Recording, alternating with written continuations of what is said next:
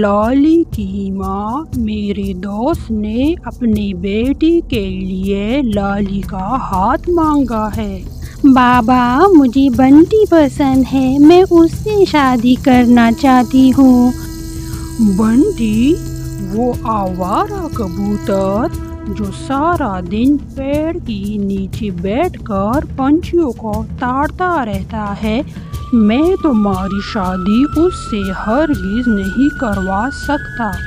وہ مجھ سے بہت پیار کرتا ہے۔ خبردار اگر پھر سے اس کا نام لیا تو میں بنٹی کے علاوہ کسی اور سے شادی نہیں کروں گی۔ لالی کی ماں لے جاؤ اسے یہاں سے اور اسے کمرے میں بند کر دو۔ بارات آنے تک یہ کمرے سے باہر نہیں آنی چاہیے۔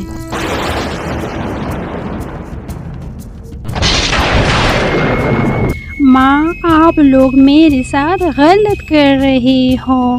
تم نے اس دن کے لیے بڑا کیا تھا کہ اب تم ہماری ناک کٹا دو۔ لوگ کیا کہیں گے کہ جنگل کی سردار مونٹی کی بیٹی نے ایک آوارہ کبوتر سے شادی کر لی ہے۔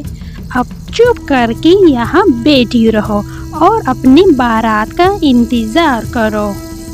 ہیلو شیرو میرے دوست، ہم چاہتے ہیں کہ جتنی جلدی ہو سکے تم مٹھو کی بارات لے آؤ۔ ٹھیک ہے میرے دوست، جیسا تم کہو۔ پھر بارات آتی ہے۔ سنو جی، غضب ہو گیا، لالی کمرے میں نہیں ہے۔ میں نے پورا گھر دیکھ لیا ہے، کہیں بھی نہیں ہے۔ لگتا ہے کہ وہ بھاگ گئی ہے۔ لالی کی ماں مجھے بندوق دو، اب میں لوگوں کو کیا منہ دکھاؤں گا؟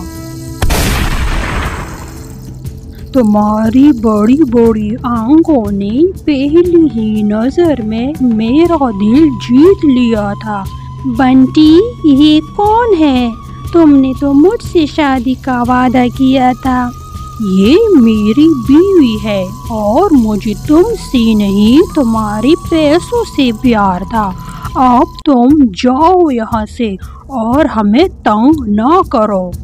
پھر لالی روتی ہوئے گھر جاتی ہے۔ وہاں ان کے گھر میں عقاب بیٹھا ہوتا ہے۔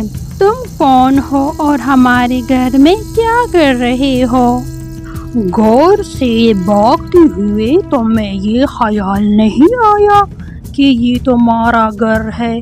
اب تمہیں یاد آیا ہے، تمہارے ماں باپ نے خود کو مار دیا ہے، اب یہاں رہنے والا کوئی نہیں بچا، تو میں نے اس گھر پر قبضہ کر لیا، اب یہ میرا گھر ہے۔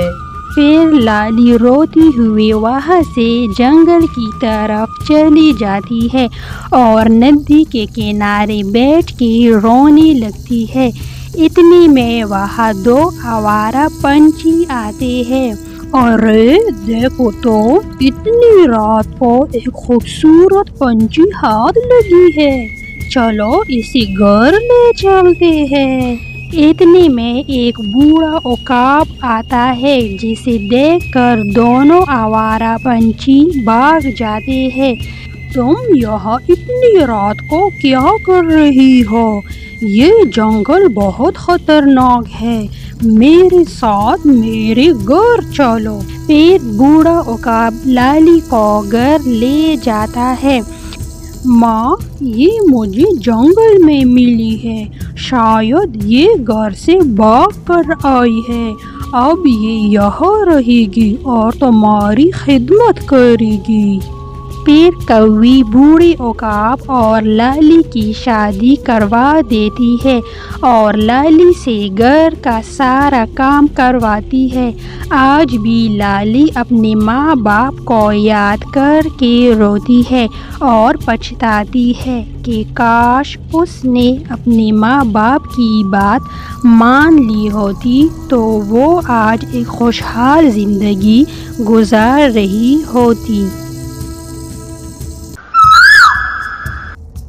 دور دور ایک جنگل میں رانی چڑیا اپنے 7 بچوں کے ساتھ رہتی تھی۔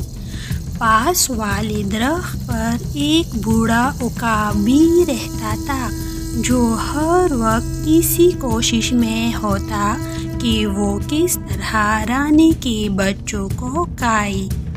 بچوں، میں دانہ لینے باہر جا رہی ہوں، میرے علاوہ کسی کے لیے بھی دروازہ مت کھولنا۔ ماں، ہم کیسے پہچانیں گے کہ دروازے پر آپ ہو؟ بیٹا، جب میں کہوں گی دروازہ کھولو بچوں، ممی ہے آئی، ارے جلدی کھولو کھانا مزیدار ہے لائی، تب تم لوگوں نے دروازہ کھولنا ہے۔ ٹھیک ہے ماں، آپ بے فکر ہو جاؤ، میں سب کا خیال رکھوں گا۔ پھر رانی دانہ ڈھونڈنے چلی جاتی ہے۔ بوڑھا عقاب گھر کے پیچھے چھپ کر ساری باتیں سن رہا ہوتا ہے۔ وہ جلدی سے آ کر دروازہ بجاتا ہے۔ کون ہے؟ دروازہ کھولو بچوں، ممی ہے آئی، ارے جلدی کھولو کھانا مزیدار ہے لائی۔ کون ہو تم؟ ہماری ماں کی آواز اتنی بھی سری نہیں ہے۔ ارے بیٹا، میں تمہاری ماں ہوں، رانی چڑیا، جلدی سے دروازہ کھولو۔ ارے بھیا، یہ آواز تو بوڑھے عقاب کی ہے۔ بوڑھی ہوگی تمہاری ماں، خبردار جو مجھے بوڑھا کہا تو تم میرے ہاتھ لگ جاؤ، میں نے تمہاری موٹی موٹی آنکھیں نکال لینی ہے۔ تم جاؤ یہاں سے، تم جو بھی کر لو، ہم کبھی بھی دروازہ نہیں کھولیں گے۔ پھر عقاب چلا جاتا ہے۔ پھر رانی چڑیا آتی ہے اور بچے اسے ساری بات بتا دیتے ہیں۔ بیٹا، وہ عقاب بڑا ہوشیار ہے، وہ کچھ بھی کر لے، تم لوگوں نے اس کی باتوں میں نہیں آنا ہے۔ غبارے لے لو غبارے، غبارے لے لو غبارے۔ ماں، مجھے غبارے چاہیے۔ اچھا آؤ، میں تمہیں غبارے دلا دیتی ہوں۔ بھائی، میری بیٹی کے لیے غبارے دینا، اسے غبارے بہت پسند ہے۔ ٹھیک ہے بہن۔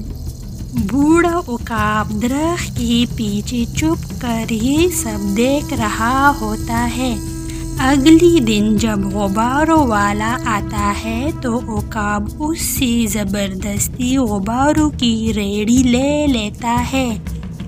غبارے لے لو غبارے، غبارے لے لو غبارے۔ بھیا، مجھے غبارے دلا دو۔ ماں گھر پر نہیں ہے، میں کیسے دروازہ کھول سکتا ہوں؟ کیا پتا وہ بوڑھا عقاب بھی پاس میں ہو۔ انکل، ماں گھر پر نہیں ہے اور ہم نیچے نہیں آ سکتے، آپ چلے جاؤ، ہمیں غبارے نہیں چاہیے۔ تم لوگ نیچے نہیں آ سکتے تو کیا ہوا، میں اوپر آ جاتا ہوں۔ دروازہ کھولو، میں تمہارے لیے غبارے لایا ہوں۔ ارے بھیا، اس کے پاؤں تو دیکھو، اتنے بڑے پاؤں تو بوڑھے عقاب کے ہیں۔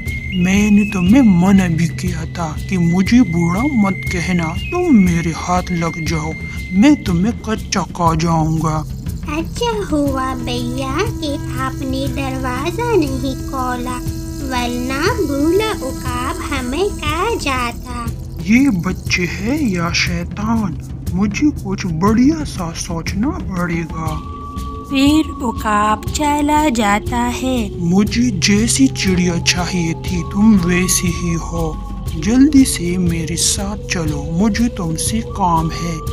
پھر عقاب مینا چڑیا کو پکڑ کر لاتا ہے اور اسے رانی چڑیا کے گھر کے سامنے کھڑا کر کے کہتا ہے، جیسا میں نے تمہیں بتایا تھا ویسے ہی گانا گانا ہے، کچھ بھی کر لو، آج یہ دروازہ کھلنا چاہیے، نہیں تو میں تمہیں کچا کھا جاؤں گا۔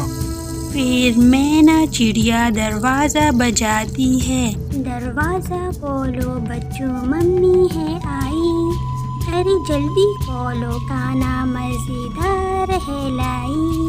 ارے بھیا یہ تو ماں کی طرح سریلی آواز ہے اور پاؤں بھی ماں کی طرح پتلی ہے، لگتا ہے کہ آج ماں جلدی واپس آئی ہے۔ ہاں مجھے بھی لگتا ہے کہ یہ ماں ہی ہے، میں دروازہ کھولتا ہوں۔ جیسے ہی دروازہ کھلتا ہے سامنے بوڑھا عقاب کھڑا ہوتا ہے، جسے دیکھ کر سب ادھر ادھر اڑنے لگتے ہیں۔ بھاگو بھاگو، بھاگ کر جاؤ گی کہاں، آج تو میری عید ہے۔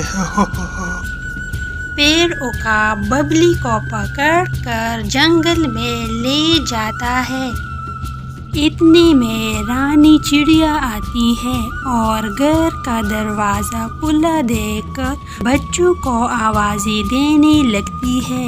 پھر چپو باہر آتا ہے اور ماں کو ساری بات بتاتا ہے۔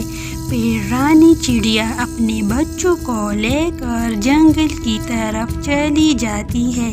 میں لکڑیاں لینے جنگل کی طرف جا رہا ہوں، آج رات یہ بوڑھا عقاب تمہیں پکا کر کھائے گا۔ یہ کہہ کر بوڑھا عقاب ببلی کو پنجرے میں بند کر دیتا ہے اور جنگل کی طرف چلا جاتا ہے۔ رانی چڑیا اور اس کے بچے جھاڑیوں کے پیچھے چھپ کر یہ سب سن رہے ہوتے ہیں۔ پھر رانی چڑیا جلدی سے ببلی کو پنجرے سے نکال لیتی ہے اور اس میں مگرمچھ کے بچے کو بند کر دیتی ہے۔ بوڑھا عقاب جیسی ہی لکڑیاں لے کر آتا ہے، مگرمچھ اس کے اوپر غراتا ہے۔ ارے کیا ہوا، میرے پاس تو کچھ نہیں ہے، اس پنجرے میں چڑیا کا بچہ ہے، تم کس بات پر میرے اوپر غصہ ہو رہے ہو؟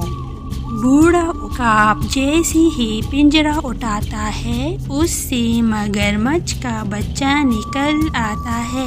ارے یہ کیسے ہو سکتا ہے، اس میں تو رانی چڑیا کا بچہ تھا، میں نے تمہارے بچوں کو بند نہیں کیا، مجھے کچھ مت کہو۔